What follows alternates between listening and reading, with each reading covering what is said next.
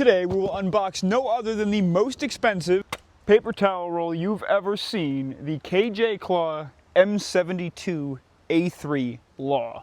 Now I do want to say, for the price of this beast, the box is not the most exciting, but equipped with this clean lasered foam insert, this massive rocket launcher, and of course the sling that comes with it, it almost feels like it fits perfectly. Now this is something that I purchased myself, which means everything that you see in this video is my genuine and honest opinion, and no one is paying me to say otherwise. I don't know how else to say this other than the fact that it just looks absolutely awesome. Minus, of course, its dreadful orange tip cover that it comes with on federally mandated replicas that I was able to take off because it is legal in my area, but it did leave a little bit of superglue residue. Alongside the launcher, you were also gifted this fancy little bag that has some cool little upgrades in it. Some stickers, which I assume are for the launcher. This one says Rocket He 66mm Anti-Tank M72A3. Another one that says Givar Danger. That's kind of cool. The last thing looks like an instruction manual. Most simple instruction manual I've ever seen, and it also appears to be a sticker. So, yeah, that's great.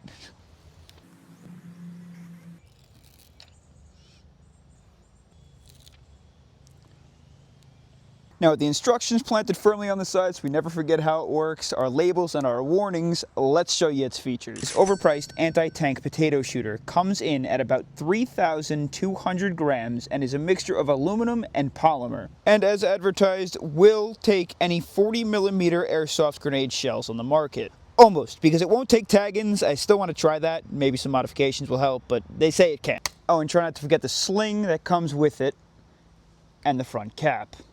Operation for the M72A3 is not as hard as it looks, especially being that we have the instructions on the side. To start off, just like any standard grenade, we're going to remove the pin on the back. And luckily that is attached to the entire replica so it won't get lost. Now go ahead, take this lever, pry it down, and be careful because your sling is also going to come off with it. And up goes the cover. Time to explore the rear. Don't fear. Twist it. Pop it on out. Now to load any of your 40mm, go ahead, press this button, fold it to the side. Your 40mm will go right on inside. Close it shut, load it, lock it back in place. Now for the fun part, once it's all locked in place, go ahead, take the second tube on the inside, pop it out, and both of your sights should pop out as well. Next, you notice that your boom button isn't working, so all you have to do is fly this guy straight up. It is armed, and now you can fire. Hey yo, what's the rush? Hold on a second. Let me tell you that I'm giving away for free a brand new Lancer Tactical Gen 3 PPK-20. Not to mention it comes with 5 mags, and all you have to do to enter this giveaway is become a channel member using the link in the description below. And what that does is it will automatically enter you in to win every single giveaway that I do for the eternity of this Airsoft channel. So go ahead, become a member, don't miss out, because you could win some awesome stuff. Now here you yelling, just shoot it already, and we're going to, but there's a couple things that I just want to say first. Our ammunition for this portion of testing will be a little jar of some .2 cheap run-of-the-mill gram BBs, just because I don't mind losing them, burning through them, and they'll fly far. Also, a sponsored can of green gas from Lancer Tactical. So thanks, Lancer. Now during this test, there are 2 things that we're looking for. First of all, does it fire the shell? Obviously, does it ignite it? And 2, how difficult is it to reload? And it's going to be extremely difficult to reload. So you're going to blow the shell on in, close it on up, lock it in place, extend, release the fire switch, and now you're ready to fire. We're going to shoot 2 shells. The shells are not going to fire very far at all. Do not blame the launcher. I'll explain why in just a second. 3, 2, 1. So fun to press. Now to reload this guy, it is not easy. These were designed to be used as single fire weapons, which means they did not have the ability to reload after you burned it. That was it. It was not reusable again. The history behind the M72A LAW is a little bit goofy, but that's why I love it. I love the fact that it's just a one-time use thing, and I also think reloading it is kind of like a fidget spinner. So again, the shells appear to ignite just fine, and sadly I don't have the right shells for this thing because I was told, I'm not going to name any names, at least on their website, these fire most 40mm grenade shells, which seems to be a lie because other websites say it only fires 2 different types, and we'll go over that in a second. Anyways, 3, 2, 1. Awesome. Absolutely awesome. It functions exactly how I want it to. And I imagine with some more powerful shells, you'd have no problems. The reloads are super long and goofy, just like I wanted it to be. Now, let's get to the negatives. It turns out I own 3 different grenade shells, 2 of which don't work with the M72A3, and 1 of which isn't very good at all. These 2 I'll be doing a review on very shortly. This one's a sponsored item, this one isn't, so stay tuned for those. However, the Lancer shell is too large. The Ace Hive, which I was really hoping for, because I actually banished grenade launchers from my arsenal a long time ago because they took way too long to reload, and the Ace Hive just, it's crazy. I can't wait to show you this video. This thing is absurd, but it also doesn't fit.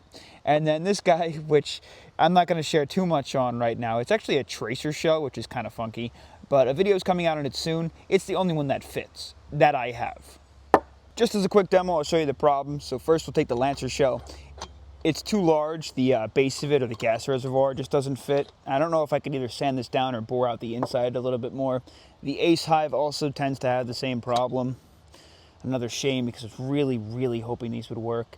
And then this guy, which tends to be the same spec as the 2 that it recommends that you can use, fits just fine.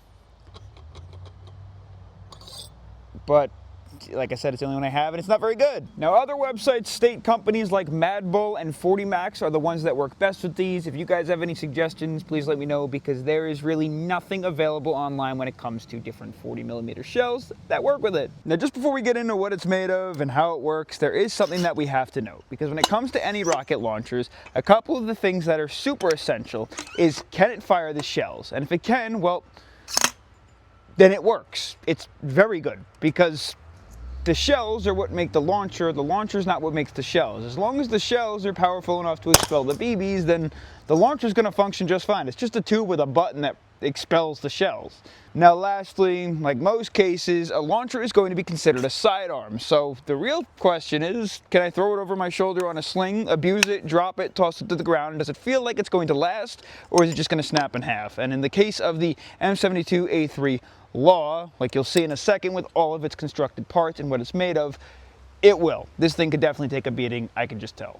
And I guess you could argue not having to take an absolute side quest and do all these extra missions just to reload it could also be a pro or a con, but you're right, it is a little ridiculous, and if I could reload it quicker, that'd be cool. But that's not what I got it for. I got it because I like this launcher specifically. Back to our home turf, our stomping grounds, and let's take a deeper look at the tank tickler. At first glance, this coloring is a little bit off from the original or the real steel variant. However, I'm not one of those guys that tends to be too picky, and personally I actually think the color that they did with this looks really, really nice. It's a really, really solid Cerakote, and it doesn't seem like it's going to scratch all that easily either. So for something that you're going to be tossing around on your back, on the ground, dragging all over the floor, leaning up against trees, up rocks, up bushes and whatnot, it doesn't seem like, in the car, it doesn't seem like something that's going to scratch crazily quickly. However, when it does, hey, who doesn't like a battle-worn M72A3? We'll start off with the sling and cap and how we'll remove it, and then we'll take a deeper look at it. All you have to do to remove the sling and cap is obviously take off the pin that's tethered to the replica itself, pop the back off, and as it pops off the back, you're going to notice the back end starts to pry the sling and cap off, so just be careful with that. It releases, and then the whole thing just pops off the front. The cap is a massive aluminum cover with a steel wire. Doesn't feel too flimsy, but again, it's just a cap or a cover. You don't even need to bring it with you unless you bring in the sling.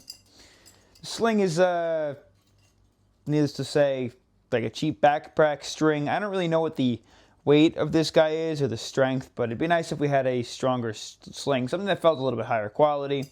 You have what's like this rubber or plastic coating on some wires, your springs, another aluminum clamp, and that's about it. It's a very simple and flimsy design. And of course, the sling is adjustable via this little notch here. Again, as per always, to get this guy on open, we just pop this guy out, and then both of your spring-loaded front and rear sight are going to pop on upwards.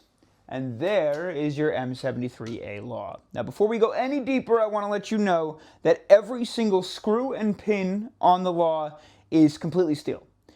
Everything else, unless specified, is aluminum. It is very, very high quality. It's all aluminum. It's solid like a rock, and it's still light because it isn't, aluminum's not heavy. But your rear sight is polymer. Trigger is polymer. And yeah, that's it. That's it. Everything else is aluminum. The entire thing. Absolutely ridiculous. Obviously your springs too are steel. The front little cover here looks to be some sort of plastic. I don't know how that's going to fare if it gets shot by a BB or something. That might just break and shatter to begin with. But there's also a portion of me that has thought about getting rid of the sights just so that I could close it up much quicker and use this guy in CQB because I'm an absolute goofball. As for the sights, there's no wiggle. There's no wiggle in the trigger. Your safety has no noticeable clicking. It just slides forward and stays there, and then slides back and stays there. It's honestly on the looser side. The front sight, there's a little bit of wiggle. But the springs are pretty strong. As we get into the back, the big tube on the outside and the little tube on the inside, there is absolutely no wiggling whatsoever. Let's go ahead and collapse this and take a look at the loading tube. Now to collapse it, you're going to place both your sights down, push the back end in, and watch as the slide covers the front sight, and the rear sight goes into the channel in the back. And then you're just going to close that guy closed. There is no noticeable locking at all. It just locks in place, and then we have to pull it back out. It does take an initial amount of force, and it stays closed. I don't really know how that works, but it does. To get your rear end out, which is super wobbly on the inside, twist it. Still wobbly. Pull it out. Still wobbly. And then press the button. Now, funky enough, these guys did not come Loctited in place. You're going to want to unscrew those, Loctite them, and put those back in. Because the only thing holding these in place besides the pin is those two screws. Both these outside tubes are completely made of aluminum. Has a spring-loaded mechanism that pushes your shells back out at you. And then this button on the back is actually your trigger. So, pressing this ignites the primer, and it will just shoot the pin right out to fire your grenade shells. The way this works is when you twist it back in place, after it's already into the replica, it will face up north, and then it aligns itself with the button of the trigger. To get the sling back on, it's not the hardest thing in the world. All you're going to do is take the sling and the cap. Cap goes over the front of the LAW. Then take the back of the sling, line it up with the big anchor or the big lever, the rear cap. Close it on up. Line that cap up on the back. And then take your tethered pin and throw that guy back in place. Alright, enough of this nonsense before I convince you guys to spend more money like I did. Is it worth it?